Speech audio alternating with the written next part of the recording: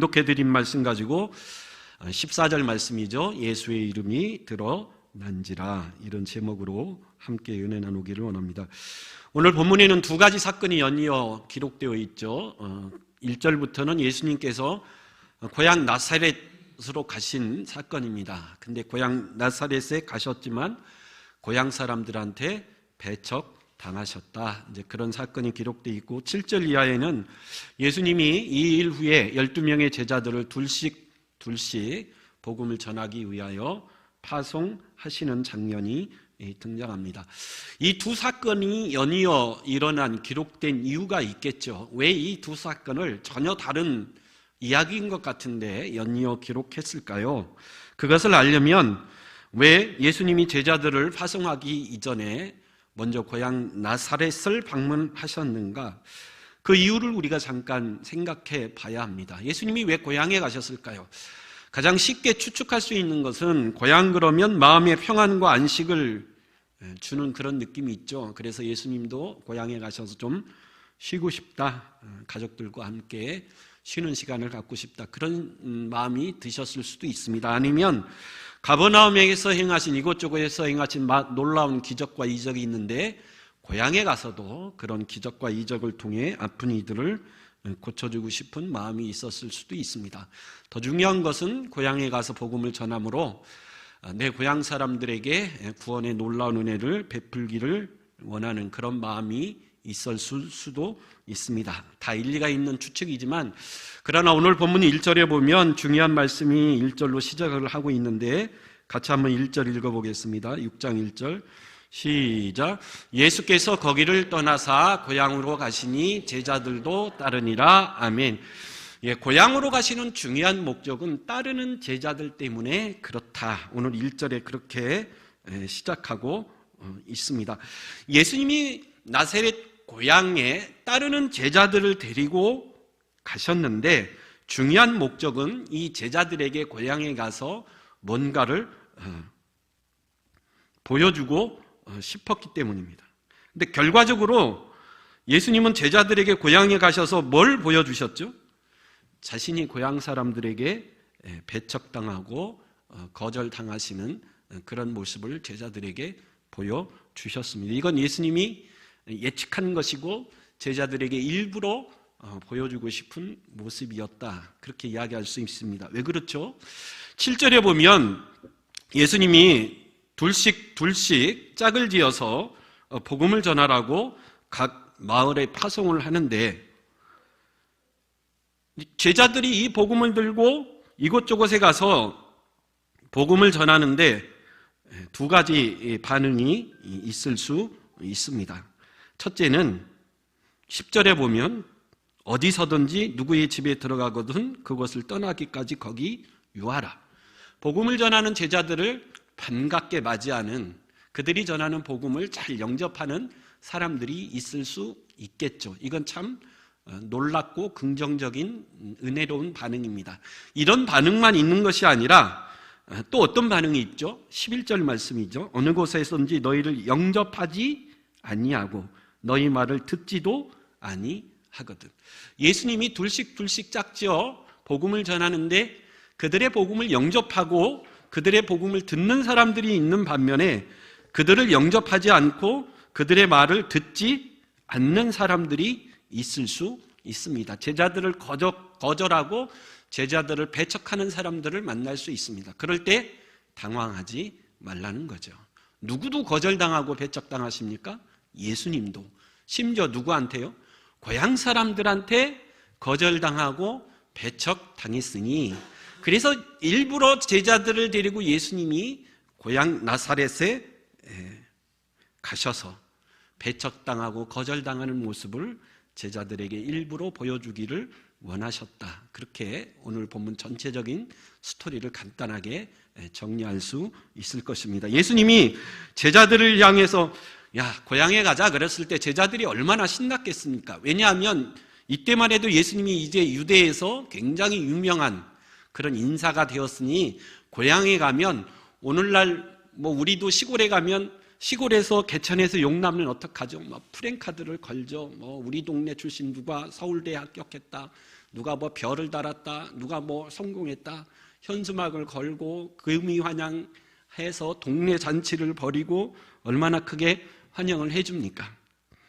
그래서 아마 제자들도 예수님이 이제 유명 인사가 됐으니 고향 나사렛에 가면 고향 사람들이 정말 두 손 들고 쌍손 들고 환영해 줄 것이다, 그런 기대감이 있었을 겁니다. 그래서 예수님이 제자들을 데리고 고향에 가시는데 마침 안식일이라 예수님이 안식일에 회당에 들어가셔서 말씀을 전하시는데 일단은 결과가 굉장히 놀랍습니다. 6장 2절 한번 읽어볼까요? 6장 2절입니다. 시작. 안식일이되어 회당에서 가르치시니 많은 사람이 듣고 놀라 이르되 이 사람이 어디서 이런 것을 얻었느냐? 이 사람이 받은 지혜와 그 손으로 이루어지는 이런 권능이 어찌 됨이냐? 일단은 고향 나사렛 사람들이 깜짝 놀란 거예요. 예수님이 가르치시는 말씀을 듣고 아니 도대체 예수가 어디서 배워서 어디에서 이런 지혜를 얻었는가? 이런 권능 있는 말씀을 어떻게 저렇게 전할 수 있고 손으로 행하는 권능, 기적이 정말 대단하다. 정말 고향 사람들조차도 깜짝 놀랐어요. 근데 그러면 여러분 순서적으로 어떻게 이어져야 되죠? 깜짝 놀랐으면 아 예수님 대단하다 막 박수 쳐주고 동네 잔치를 열어서 드디어 우리 마을에도 우리 시골에도 인물이 났다, 영웅이 났다 축하해줘야 되는데 결과가 이상합니다. 3절 한번 읽어보겠습니다.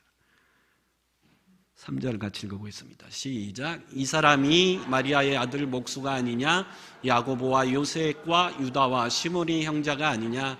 그의 누이들이 우리와 함께 여기 있지 아니하냐고 예수를 어떻게 했다 그래요? 배척했다 그래요. 이상하죠?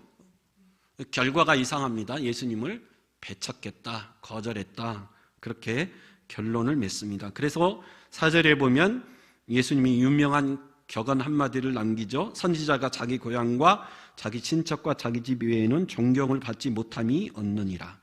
존경을 받지 못함이 없느니라 이중부정이죠. 존경을 절대 받을 수 없다라는 겁니다. 그래서 5절에 보면 거기서 아무 권능도 행할 수 없었다, 그렇게 결론 짓고 있습니다. 여러분 우리도 똑같죠. 복음을 전하다 보면 문전박대를 당할 수 있습니다.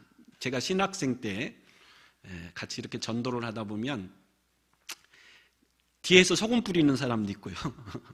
어느 사람은 돌아서 가면 막 뒤에서 물벼락 찧는 사람도 있고 별 사람이 다 있습니다. 아니 내가 당신에게 전하고자 하는 소식은 복음 아닙니까? 좋은 소식, 굿뉴스, 예수 믿고 천국 가십시오, 복된 소식인데 이 거절감, 거부를 당하면 마음에 상처가 있죠. 내가 당신에게 주고자 하는 것, 전하고자 하는 것은 좋은 소식, 복된 것인데 왜 거절을 하는가? 이 거절감이 사실은 우리를 많이 당황케 하고 전도하기를 두려워하게 만드는 이유이기도 합니다. 특별히 남에게 아쉬운 소리 한번 안 해보고 또 자존심이 강한 분들, 이런 분들이 굉장히 마음의 상처가 크죠. 그냥 정중하게 거절하는 것도 아니고 아주 강하고 못되게 거절을 한다면 더 큰 상처가 있죠. 그래서 우리의 마음의 상처 중에 하나는 이런 거절감 때문에 생깁니다. 근데 중요한 것은 예수님이 이 나사렛 고향 이 사건을 통해서 우리에게 보여주고 싶은 것은 심지어 누구도요? 우리 예수님도 누구에게요? 고향 사람들에게 거절당하시고 배척당하셨다. 그래서 그것을 절대 두려워하지 말라는 겁니다. 그래서 오늘 6절에 보면 6절 한번 같이 읽어보겠습니다. 6절 시작. 그들이 믿지 않음을 이상히 여기셨더라.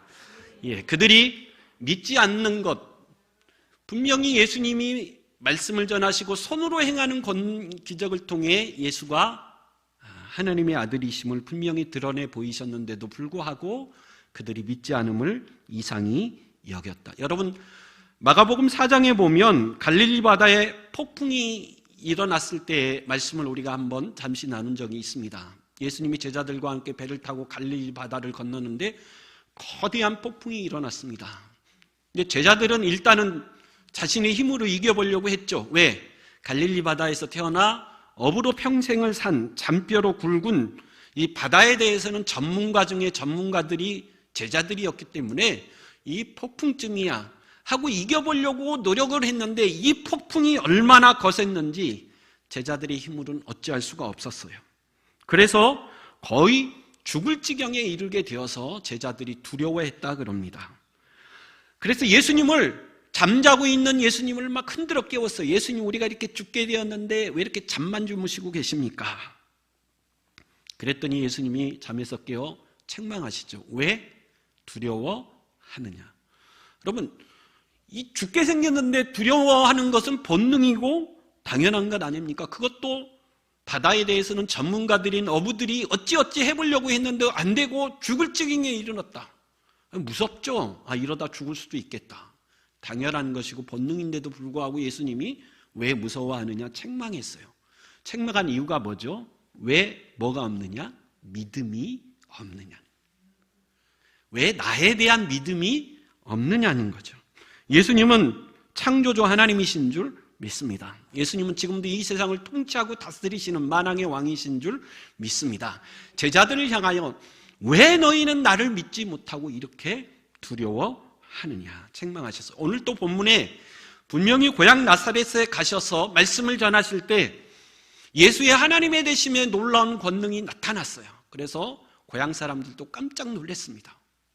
그런데도 불구하고 그들이 뭐 했다 그러죠? 믿지 않았다 그래요. 그것을 이상히 여기셨다. 여러분, 고향 사람들이 예수를 왜 믿지 않았는가? 그 이유가 3절에 이렇게 기록되어 있습니다. 고향 사람들이 그럼에도 불구하고 예수를 믿지 않은 이유. 우리 3절 한번 읽어보겠습니다. 3절. 시작. 이 사람이 마리아의 아들 목수가 아니냐? 야고보와 요셉과 유다와 시몬의 형제가 아니냐? 그의 누이들이 우리와 함께 여기 있지 아니하냐고 예수를 배척한지라. 왜 예수를 그럼에도 불구하고 고향 사람들이 믿지 않았죠? 편견 때문입니다. 고정관념, 선입관 때문에 그래요. 사람은 누구에게나 편견이 있습니다. 무서운 거죠. 예를 들어 인종에 대한 편견이 있죠. 백인들은 황인종과 흑인종에 대한 편견이 있습니다.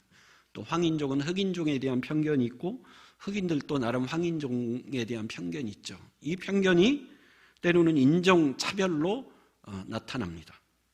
또 남녀 간의 편견이 있죠. 남자는 여자에 대한 아주 못된 편견을 가지고 있습니다. 그래서 남성 우월주의에 빠지기도 하죠. 우리나라는 가장 못된 편견 중에 하나가 뭐죠? 지역에 대한 아주 지독한 안 좋은 편견이 있습니다. 이 편견은 당하는 사람들의 입장에서 보면 엄청난 상처고 아픔일 수 있어요. 근데 오늘 본문 이 고향 사람들은 예수님에 대한 몇 가지 편견이 있었어요. 선입관, 고집들이 있었어요. 첫째는 지역에 대한 편견이죠. 나다나엘이 빌립의 전도를 받고 요한복음 1장 46절에 이런 유명한 말을 했죠. 나사렛에서 무슨 선한 것이 나겠느냐. 나사렛은 촌동네고 시골이기 때문에 절대 우리 시골 이런 깡촌에서는 뭐가 날 수 없어요? 용이 날 수 없다라는 거예요. 이 지역에 대한 편견이 있었고요. 두 번째, 마리아의 아들이라는 편견이 있습니다. 우리나라도 그렇지만 여러분, 아버지의 이름을 관련지어 부릅니까? 어머니의 이름을 관련지어 부릅니까? 누구의 아들이라 그랬을 때 아버지 이름을 댑니까? 어머니 이름을 댑니까? 예, 아버지 이름을 대죠. 우리나라나 유대나 이런 풍습은 똑같습니다.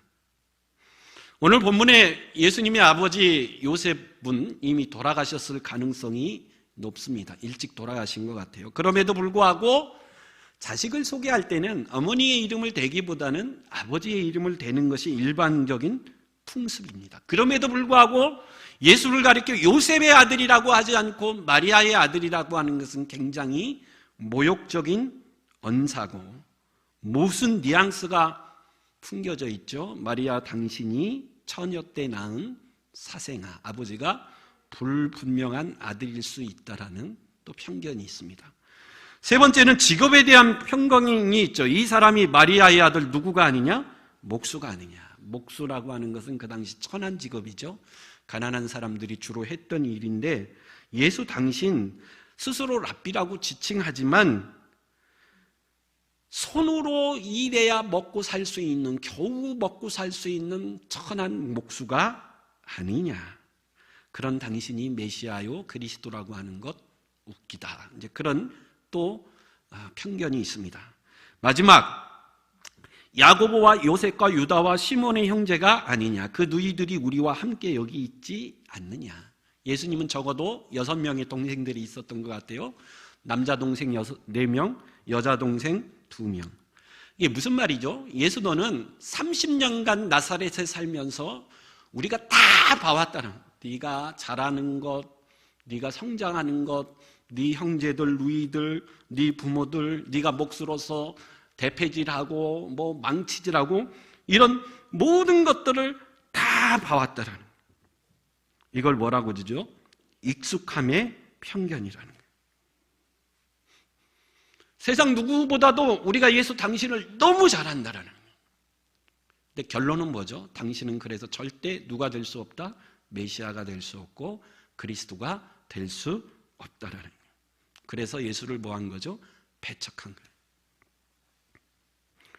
여러분, 예를 들어서 예수님이 왕궁에서 왕자로 태어나 나사렛에 수많은 군인들과 바리새인과 서기관, 제사장들, 고관, 대작들을 데리고 나타났다면 사람들은 모두 땅에 납작 엎드려 예수님의 메시아 되심을 고백할 수도 있었을 겁니다. 근데 사람들은 이 편견에 있어가지고 우리 같은 시골 같은 촌동네에 목수일이나 하는 당신이 무슨 메시아고 그리스도가 될 수 있는가?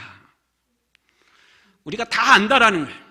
당신도 알고, 당신 부모도 알고, 당신 형제도 알고, 다 안다라는 거죠. 그래서 편견은 모르기 때문에 편견에 잡힐 수도 있고, 또 너무 잘 알기 때문에 편견에 사로잡힐 수도 있어요. 그래서 이걸 우리는 익숙함의 편견이다 그럽니다. 목회를 하다 보면요, 제일 안타까운 분이 누구죠? 교회도 열심히 나오고 예배도 잘 드립니다.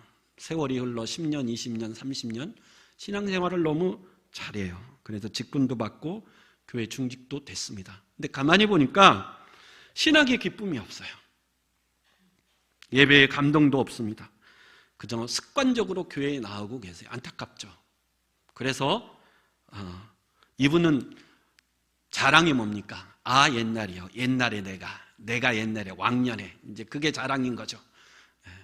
내가 왕년에, 내가 10년 전에, 20년 전에, 이제 옛날을 먹고 사는 그런 인생입니다. 그래서 권면을 하죠. 이렇게 신앙생활을 해서는 안 됩니다.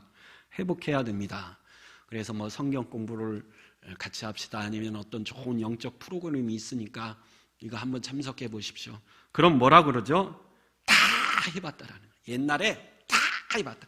다 안다라는 거예요. 이걸 가리켜 익숙함의 편견입니다. 더 이상 나아가려고 하지 않죠.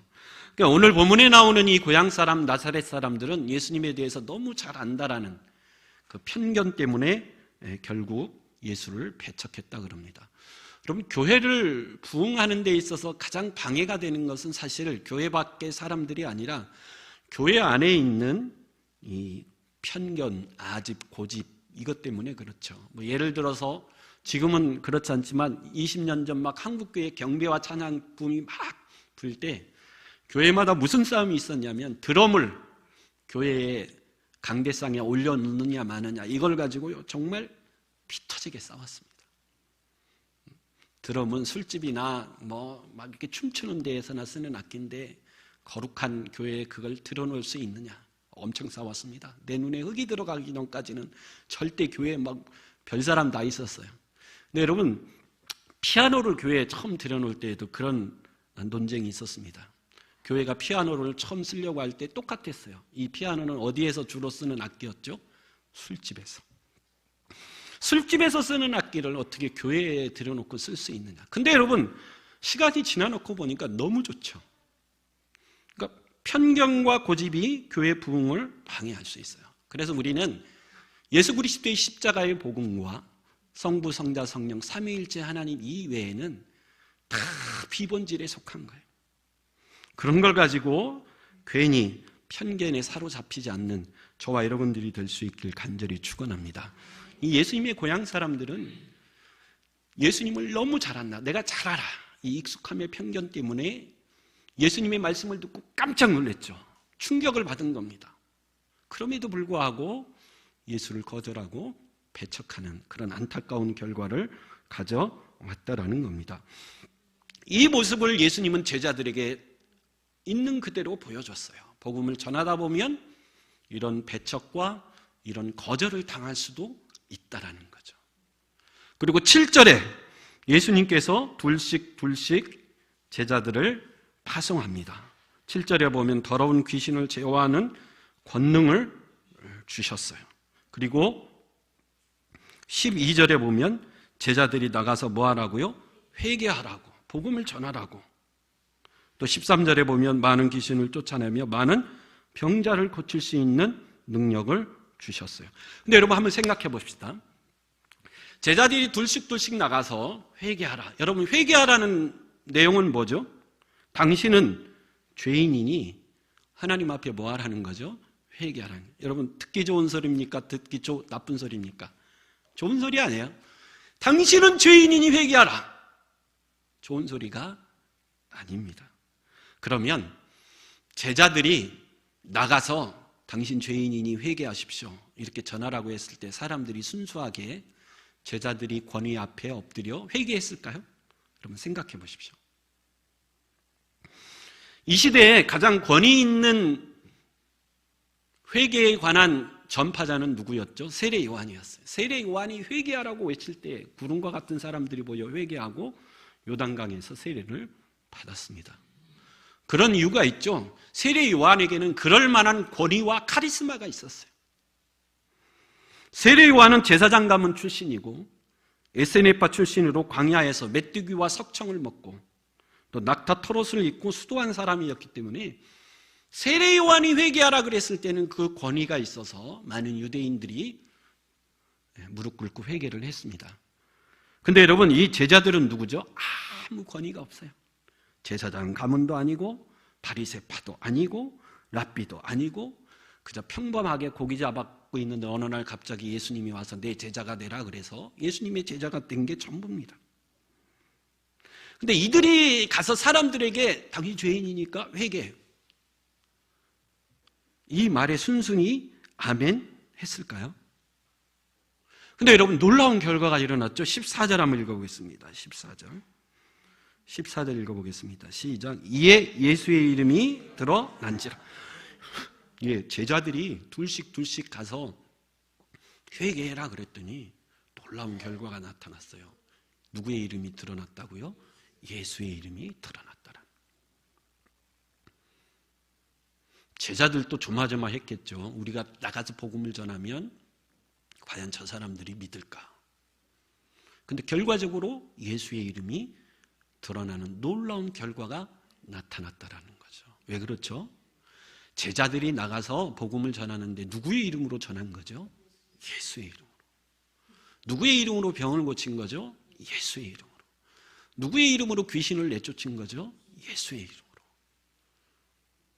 여러분, 지금까지 예수님이 제자들에게 책망하고 강조했던 건 뭐죠? 나를 뭐 하라고요? 믿으라는 거예요. 나를 믿으라. 그래서 제자들이 둘씩 파송받으면서 두려움과 초조함 가운데 나가서 드디어 제자들이 누구의 이름을 외치기 시작한 거죠? 예수의 이름을 외치기 시작했더라. 사도행전 3장에 베드로와 요한이 성전에 기도하러 올라갈 때 나면사 엔진뱅이가 구걸하는 것을 보고 뭐라 그러죠? 나사렛 예수의 이름으로 명하노니 일어나 뭐하라? 걸으라. 그랬더니 태어나면서 안진병이었던 선천적 장애인이 어떻게 해요? 벌떡 일어나는 놀라운 기적이 일어났다라는 거예요. 그래서 비로소 이때 제자들은 누구의 이름의 권능을 처음 느끼기 시작한 거죠? 예수의 이름의 권능을 처음 느낀 거예요. 우리가 나가서 예수의 복음을 전하면 거절당하고 배척받을 수 있는데도 불구하고 두려운 마음, 떨리는 마음으로 예수의 이름으로 외쳤더니 예수의 이름이 드러나온 놀라운 결과가 있었다라는 거예요. 여러분, 이런 예수의 이름의 권세가 저와 여러분들에게 있기를 간절히 축원합니다. 근데 여러분, 아무나 예수의 이름으로 외친다고 이런 일이 일어나나요? 여러분, 사도행전 19장에 보면 바울이 에베소라는 도시에 가서 똑같이 예수의 이름으로 외쳤더니 귀신이 나오고 예수의 이름으로 병자에게 명했더니 병이 고쳐져요. 많은 기적이 일어난 거죠. 근데 그 에베소라는 도시에 누가 있었다고 그래요? 많은 마술사들이 있었는데 이 마술사들이 보기에 자기들이 하는 것보다 누가요? 바울이 하는 게 더 엄청나 보여요. 근데 바울이 어떻게 그런 일을 하나 봤더니 누구의 이름으로요? 예수의 이름으로. 그래서 자기들도 이 예수의 이름으로 한번 흉내를 내봤어요. 우리 사도행전 19장 13절에서 16절 한번 읽어보게요. 사도행전 19장 13절 시작. 이에 돌아다니며 마술하는 어떤 유대인들이 시험삼아 악기 들린 자들에게 주 예수의 이름을 불러 말하되 내가 바울이 전파하는 예수를 의지하여 너희에게 명하노라 하더라.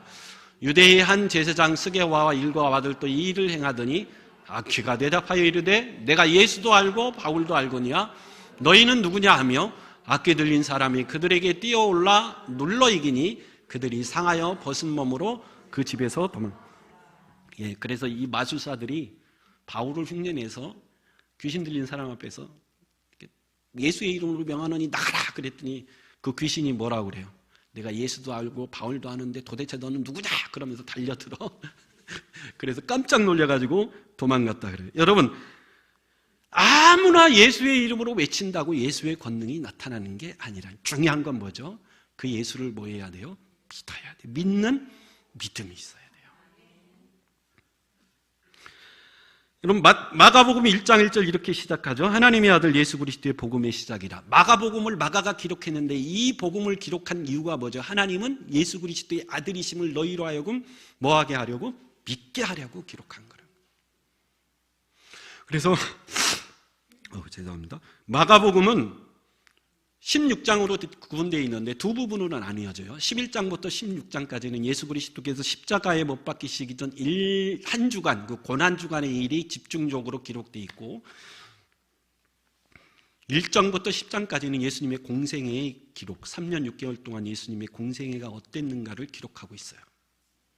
그래서 여러분, 마가복음을 읽으면서 예수 그리스도에 대한 믿음이 생겨나야 돼요. 11장부터 16장 우리 죄를 위하여 십자가에 못 박히신 예수님에 대한 믿음, 그리고 1장에서 10장까지 풍랑을 잔잔케 하고 귀신을 내쫓으시고 죽은 야이로의 딸을 살리시고 바디메오의 눈을 뜨게 하시고 안진뱅이를 고치셨던 이 예수 그리스도에 대한 믿음. 여러분, 그 믿음이 우리 마음속에 불리듯 일어나야 될 줄 믿습니다. 그래서 마가복음의 결론, 마가복음 15장 39절에 보면 이 결론 부분에 예수님을 십자가에 못 박고 처형할 때 그것을 담당했던 로마의 백부장의 놀라운 믿음의 고백이 마가복음 끝에 등장합니다. 우리 마가복음 15장 39절 한번 읽어보겠습니다.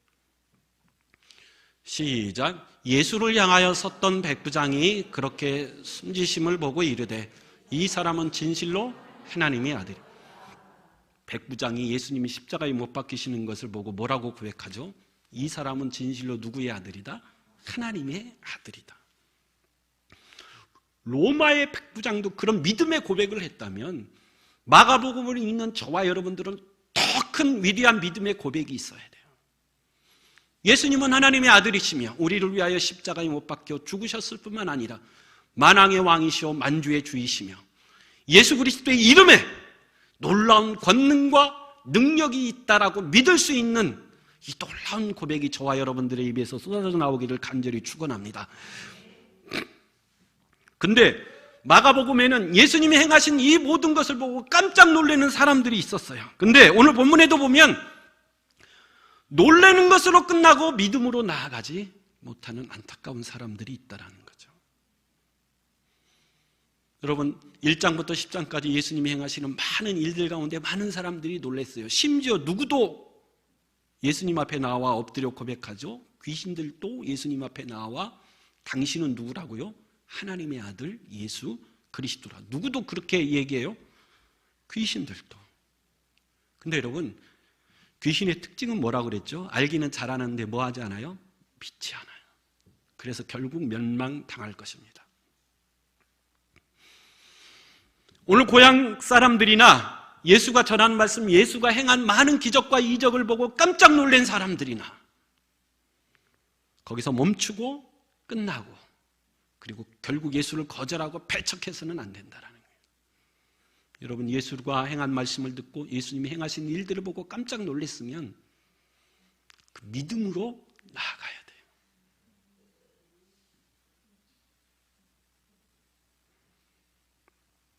그 믿음이 저와 여러분들에게 있길 간절히 축원합니다. 거대한 풍랑과 폭풍 가운데 두려워하고 있는 제자들에게 주님이 하신 말씀이죠. 왜 믿음이 없느냐.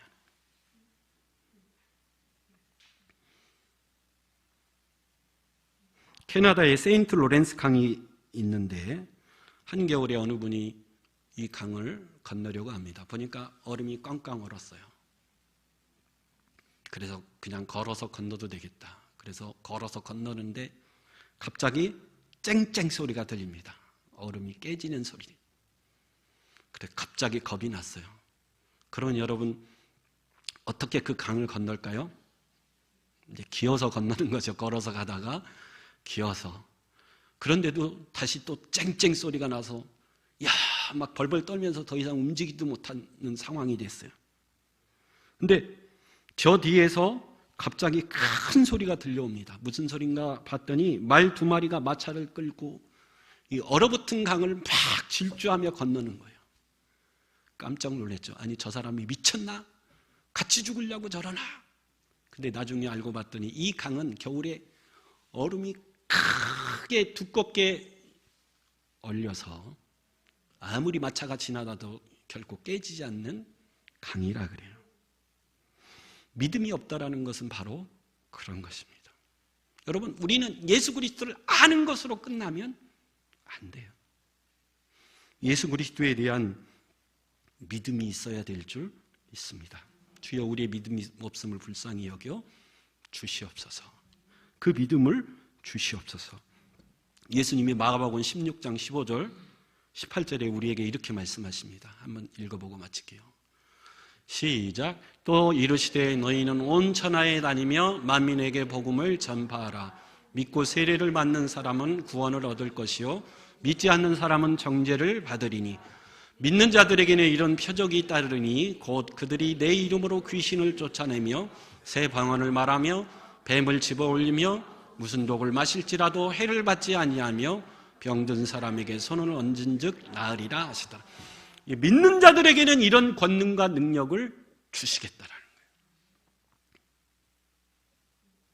그래서 여러분, 예수 그리스도에 대한 이 믿음을 가지고 믿는 자들에게 하나님 이런 권능과 능력을 주신다고 했으니 이 믿음으로 담대히 나아갈 수 있는 저와 여러분 될 수 있길 바랍니다.